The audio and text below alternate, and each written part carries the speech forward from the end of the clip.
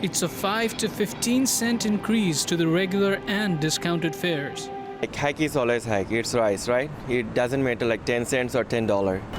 Maybe for like a casual person that maybe uses it a couple times a week, it wouldn't matter that much. But personally, if I use it every day, it definitely builds up the 5 to 10 cents. Every day, every time I use this, so it is a very big problem. Sometimes it makes sense because everything else is going up, but I guess if they're going to increase prices, they should actually increase services as well. TransLink says it is adding additional services, dozens of new buses on the road, and extending operating hours on some routes. Investment plan is a short-term plan to address some of the chronic overcrowding that we're seeing on our system and in parts of the regions. This will be the third year in a row that TransLink has increased fares by 2.3%. And Carson Binda with Canadian Taxpayers Federation worries the fare increase will add even more pressure to families. This fare increase and these property tax hikes are coming at a really bad time for normal British Columbian families.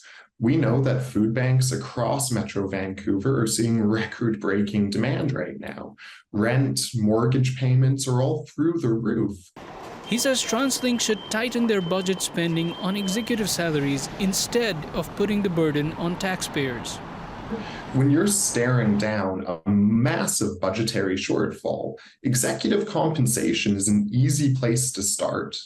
TransLink's investment plan also calls for a 4% fare hike next year, but Vancouver School Board trustee Susie Ma says it's the wrong direction. This is an affordability issue, right? And if you start increasing fares year by year by year, it just compounds itself in a city that's already, deemed by many as being not affordable. Instead, she calls on TransLink and the provincial government to provide free transit to teens. But TransLink says it's looking at a $600 million annual deficit starting in 2026.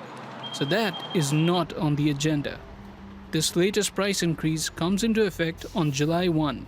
Shaurya Kshatri, CBC News, Vancouver.